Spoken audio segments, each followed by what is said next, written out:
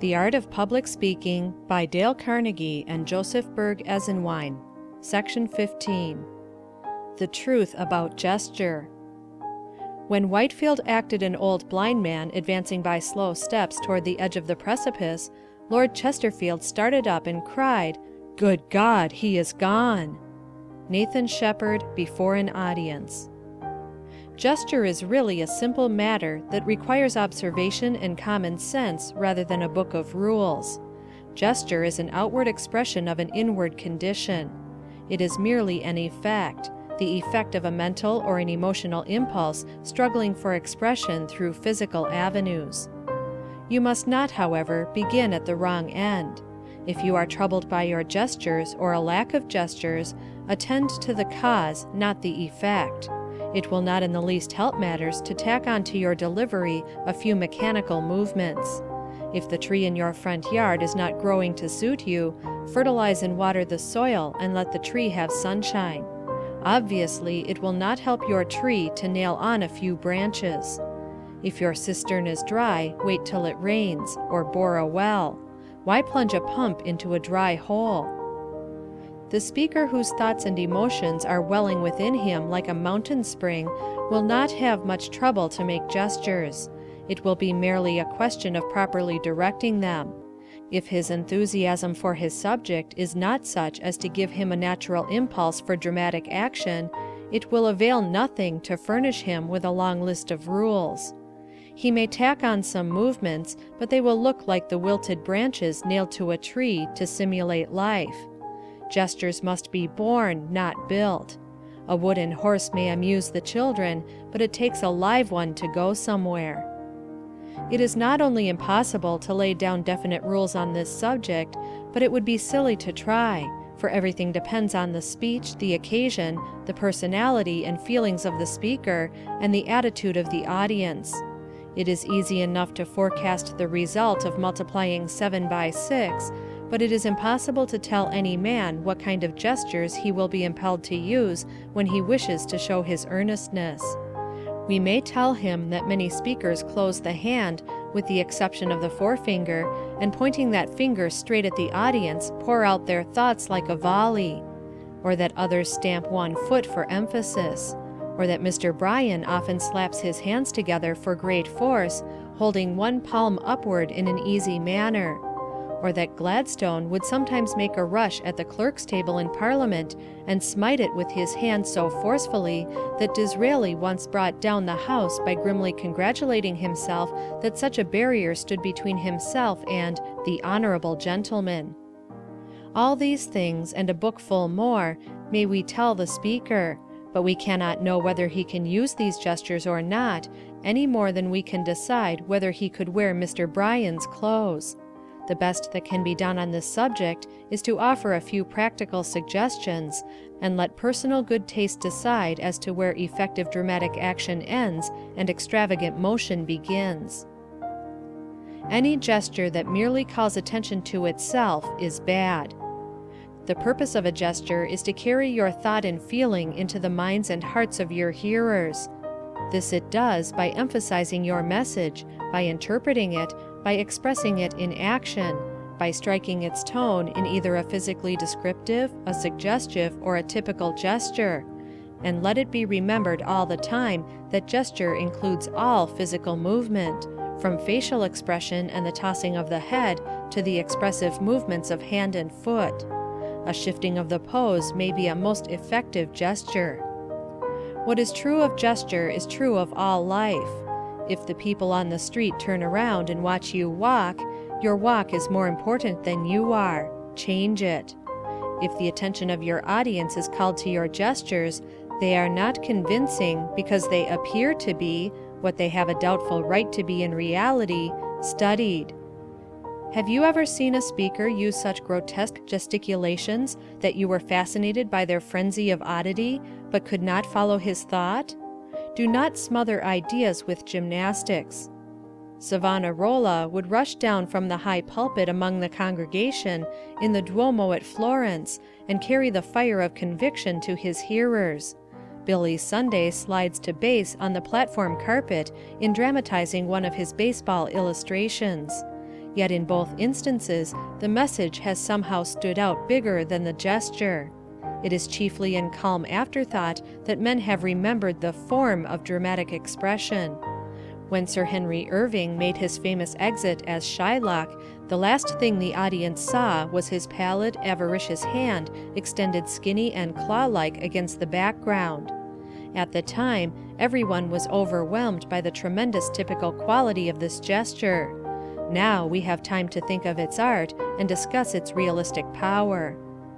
Only when gesture is subordinated to the absorbing importance of the idea, a spontaneous, living expression of living truth, is it justifiable at all, and when it is remembered for itself, as a piece of unusual physical energy or as a poem of grace, it is a dead failure as dramatic expression. There is a place for a unique style of walking. It is the circus or the cakewalk. There is a place for surprisingly rhythmical evolutions of arms and legs. It is on the dance floor or the stage. Don't let your agility and grace put your thoughts out of business. One of the present writers took his first lessons in gesture from a certain college president who knew far more about what had happened at the Diet of Worms than he did about how to express himself in action. His instructions were to start the movement on a certain word, continue it on a precise curve, and unfold the fingers at the conclusion, ending with the forefinger, just so. Plenty, and more than plenty, has been published on this subject, giving just such silly directions. Gesture is a thing of mentality and feeling, not a matter of geometry. Remember, whenever a pair of shoes, a method of pronunciation, or a gesture calls attention to itself, it is bad. When you have made really good gestures in a good speech, your hearers will not go away saying, "What beautiful gestures he made!" But they will say, "I'll vote for that measure. He is right, I believe in that." Gestures should be born of the moment. The best actors and public speakers rarely know in advance what gestures they are going to make. They make one gesture on certain words tonight, and none at all tomorrow night at the same point. Their various moods and interpretations govern their gestures. It is all a matter of impulse and intelligent feeling with them. Don't overlook that word, intelligent. Nature does not always provide the same kind of sunsets or snowflakes, and the movements of a good speaker vary almost as much as the creations of nature. Now all this is not to say that you must not take some thought for your gestures. If that were meant, why this chapter? When the sergeant despairingly besought the recruit in the awkward squad to step out and look at himself, he gave splendid advice, and worthy of personal application. Particularly while you are in the learning days of public speaking, you must learn to criticize your own gestures. Recall them, see where they were useless, crude, awkward, whatnot, and do better next time. There is a vast deal of difference between being conscious of self and being self-conscious. It will require your nice discrimination in order to cultivate spontaneous gestures and yet give due attention to practice. While you depend upon the moment, it is vital to remember that only a dramatic genius can effectively accomplish such feats as we have related of Whitefield, Savonarola, and others. And doubtless, the first time they were used, they came in a burst of spontaneous feeling. Yet Whitefield declared that not until he had delivered a sermon 40 times was its delivery perfected.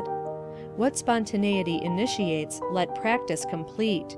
Every effective speaker and every vivid actor has observed, considered, and practiced gesture until his dramatic actions are a subconscious possession, just like his ability to pronounce correctly without especially concentrating his thought. Every able platform man has possessed himself of a dozen ways in which he might depict in gesture any given emotion. In fact, the means for such expression are endless, and this is precisely why it is both useless and harmful to make a chart of gestures and enforce them as the ideals of what may be used to express this or that feeling. Practice descriptive, suggestive, and typical movements until they come as naturally as a good articulation, and rarely forecast the gestures you will use at a given moment. Leave everything to that moment. Avoid monotony in gesture. Roast beef is an excellent dish, but it would be terrible as an exclusive diet. No matter how effective one gesture is, do not overwork it. Put variety into your actions. Monotony will destroy all beauty and power. The pump handle makes one effective gesture, and on hot days that one is very eloquent, but it has its limitations. Any movement that is not significant weakens. Do not forget that. Restlessness is not expression. A great many useless movements will only take the attention of the audience from what you are saying. A widely noted man introduced the speaker of the evening one Sunday lately to a New York audience. The only thing remembered about that introductory speech is that the speaker played nervously with the covering of the table as he talked. We naturally watch moving objects. A janitor putting down a window can take the attention of the hearers from Mr. Roosevelt. By making a few movements at one side of the stage, a chorus girl may draw the interest of the spectators from a big scene between the leads. When our forefathers lived in caves, they had to watch moving objects, for movements meant danger. We have not yet overcome the habit. Advertisers have taken advantage of it. Witness the moving electric light signs in any city. A shrewd speaker will respect this law and conserve the attention of his audience by eliminating all unnecessary movements. Gesture should either be simultaneous with or precede the words, not follow them. Lady Macbeth says, "Bear welcome in your eye, your hand, your tongue." Reverse this order and you get comedy. Say, "There he goes," pointing at him after you have finished your words, and see if the result is not comical. Do not make short, jerky movements. Some speakers seem to be imitating a waiter who has failed to get a tip. Let your movements be easy and from the shoulder, as a rule, rather than from the elbow.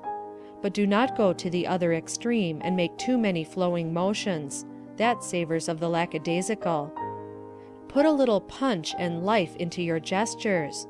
You cannot, however, do this mechanically. The audience will detect it if you do. They may not know just what is wrong, but the gesture will have a false appearance to them. Facial expression is important. Have you ever stopped in front of a Broadway theater and looked at the photographs of the cast? Notice the row of chorus girls who are supposed to be expressing fear. Their attitudes are so mechanical that the attempt is ridiculous. Notice the picture of the star expressing the same emotion. His muscles are drawn, his eyebrows lifted, he shrinks, and fear shines through his eyes. That actor felt fear when the photograph was taken. The chorus girls felt that it was time for a rare bit, and more nearly expressed that emotion than they did fear. Incidentally, that is one reason why they stay in the chorus. The movements of the facial muscles may mean a great deal more than the movements of the hand. The man who sits in a dejected heap with a look of despair on his face is expressing his thoughts and feelings just as effectively as the man who is waving his arms and shouting from the back of a dray wagon. The eye has been called the window of the soul. Through it shines the light of our thoughts and feelings. Do not use too much gesture. As a matter of fact, in the big crises of life, we do not go through many actions. When your closest friend dies, you do not throw up your hands and talk about your grief. You are more likely to sit and brood in dry-eyed silence. The Hudson River does not make much noise on its way to the sea. It is not half so loud as the little creek up in Bronx Park that a bullfrog could leap across. The barking dog never tears your trousers. At least they say he doesn't. Do not fear the man who waves his arms and shouts his anger, but the man who comes up quietly with eyes flaming and face burning may knock you down. Fuss is not force. Observe these principles in nature and practice them in your delivery. The writer of this chapter once observed an instructor drilling a class in gesture. They had come to the passage from Henry VIII in which the humbled cardinal says, "Farewell, a long farewell to all my greatness." It is one of the pathetic passages of literature. A man uttering such a sentiment would be crushed, and the last thing on earth he would do would be to make flamboyant movements. Yet this class had an elocutionary manual before them that gave an appropriate gesture for every occasion, from paying the gas bill to deathbed farewells. So they were instructed to throw their arms out at full length on each side and say, "Farewell, a long farewell to all my greatness." Such a gesture might possibly be used in an after-dinner speech at the convention of a telephone company whose lines extended from the Atlantic to the Pacific. But to think of Wolsey's using that movement would suggest that his fate was just. Posture. The physical attitude to be taken before the audience really is included in gesture. Just what that attitude should be depends, not on rules, but on the spirit of the speech and the occasion. Senator La Follette stood for 3 hours with his weight thrown on his forward foot as he leaned out over the footlights, ran his fingers through his hair, and flamed out a denunciation of the trusts. It was very effective. But imagine a speaker taking that kind of position to discourse on the development of road-making machinery. If you have a fiery, aggressive message and will let yourself go, nature will naturally pull your weight to your forward foot. A man in a hot political argument or a street brawl never has to stop to think upon which foot he should throw his weight. You may sometimes place your weight on your back foot if you have a restful and calm message, but don't worry about it. Just stand like a man who genuinely feels what he is saying. Do not stand with your heels close together like a soldier or a butler. No more should you stand with them wide apart like a traffic policeman. Use simple good manners and common sense. Here a word of caution is needed. We have advised you to allow your gestures and postures to be spontaneous and not woodenly prepared beforehand, but do not go to the extreme of ignoring the importance of acquiring mastery of your physical movements. A muscular hand made flexible by free movement is far more likely to be an effective instrument in gesture than a stiff, pudgy bunch of fingers. If your shoulders are lithe and carried well, while your chest does not retreat from association with your chin, the chances of using good extemporaneous gestures are so much the better. Learn to keep the back of your neck touching your collar, hold your chest high, and keep down your waist measure. So attention to strength, poise, flexibility, and grace of body are the foundations of good gesture, for they are expressions of vitality, and without vitality, no speaker can enter the kingdom of power. When an awkward giant like Abraham Lincoln rose to the sublimest heights of oratory, he did so because of the greatness of his soul. His very ruggedness of spirit and artless honesty were properly expressed in his gnarly body. The fire of character, of earnestness, and of message swept his hearers before him when the tepid words of an insincere Apollo would have left no effect. But be sure you are a second Lincoln before you despise the handicap of physical awkwardness. Ty Cobb has confided to the public that when he was in a batting slump, he even stands before a mirror, bat in hand, to observe the swing and follow-through of his batting form. If you would learn to stand well before an audience, look at yourself in a mirror, but not too often. Practice walking and standing before the mirror so as to conquer awkwardness, not to cultivate a pose. Stand on the platform in the same easy manner that you would use before guests in a drawing room. If your position is not graceful, make it so by dancing, gymnasium work, and by getting grace and poise in your mind. Do not continually hold the same position. Any big change of thought necessitates a change of position. Be at home. There are no rules, it is all a matter of taste. While on the platform, forget that you have any hands until you desire to use them. Then remember them effectively. Gravity will take care of them. Of course, if you want to put them behind you or fold them once in a while, it is not going to ruin your speech. Thought and feeling are the big things in speaking, not the position of a foot or a hand. Simply put your limbs where you want them to be. You have a will, so do not neglect to use it. Let us reiterate, do not despise practice. Your gestures and movements may be spontaneous and still be wrong. No matter how natural they are, it is possible to improve them. It is impossible for anyone, even yourself, to criticize your gestures until after they are made. You can't prune a peach tree until it comes up. Therefore, speak much and observe your own speech. While you are examining yourself, do not forget to study statuary and paintings to see how the great portrayers of nature have made their subjects express ideas through action. Notice the gestures of the best speakers and actors. Observe the physical expression of life everywhere. The leaves on the tree respond to the slightest breeze. The muscles of your face, the light of your eyes, should respond to the slightest change of feeling. Emerson says, "Every man that I meet is my superior in some way. In that I learn of him." Illiterate Italians make gestures so wonderful and beautiful that Booth or Barrett might have sat at their feet and been instructed. Open your eyes. Emerson says again, "We are immersed in beauty, but our eyes have no clear vision." Toss this book to one side. Go out and watch one child plead with another for a bite of apple. See a street brawl. Observe life in action. Do you want to know how to express victory? Watch the victor's hands go high on election night. Do you want to plead a cause? Make a composite photograph of all the pleaders in daily life you constantly see. Beg, borrow, and steal the best you can get, but don't give it out as theft. Assimilate it until it becomes a part of you. Then let the expression come out. Questions and exercises. 1. From what source do you intend to study gesture? 2. What is the first requisite of good gestures? Why? 3. Why is it impossible to lay down steel-clad rules for gesturing? 4. Describe A. A graceful gesture that you have observed. B. A forceful one. C. An extravagant one.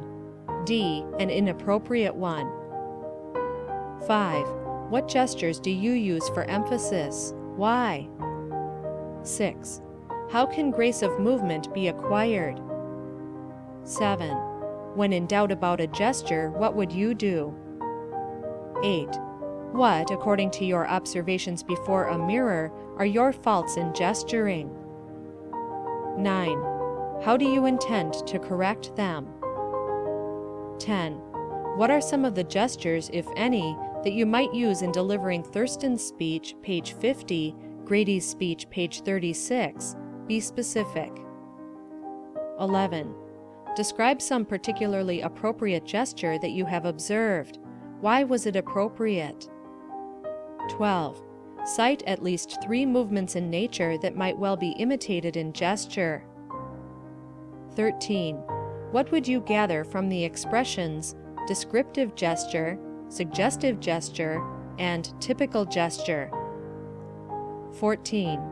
Select any elemental emotion, such as fear, and try, by picturing in your mind at least 5 different situations that might call forth this emotion, to express its several phases by gesture, including posture, movement, and facial expression. 15. Do the same thing for such other emotions as you may select. 16. Select 3 passages from any source, only being sure that they are suitable for public delivery. Memorize each, and then devise gestures suitable for each. Say why. 17. Criticize the gestures in any speech you have heard recently. 18. Practice flexible movement of the hand. What exercises did you find useful? 19. Carefully observe some animal, then devise several typical gestures. 20.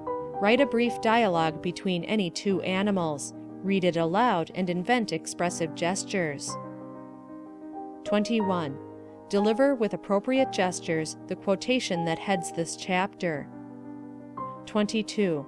Read aloud the following incident using dramatic gestures. Quote, "When Voltaire was preparing a young actress to appear in one of his tragedies, he tied her hands to her sides with pack-thread in order to check her tendency toward exuberant gesticulation. Under this condition of compulsory immobility, she commenced to rehearse, and for some time she bore herself calmly enough. But at last, completely carried away by her feelings, she burst her bonds and flung up her arms. Alarmed at her supposed neglect of his instructions, she began to apologize to the poet. He smilingly reassured her, however. The gesture was then admirable, because it was irrepressible.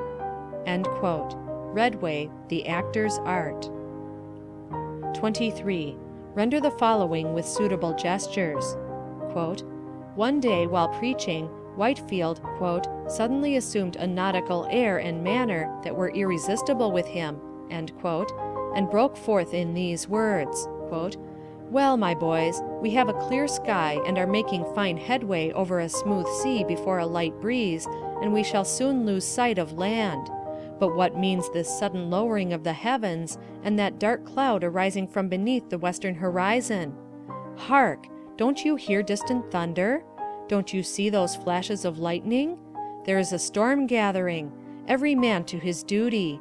The air is dark, the tempest rages. Our masts are gone. The ship is on her beam ends. What next?" End quote. At this, a number of sailors in the congregation, utterly swept away by the dramatic description, leaped to their feet and cried, "The longboat! Take to the longboat!" End quote. Nathan Shepard, Before an Audience. End of section 15. Recording by Trisha G.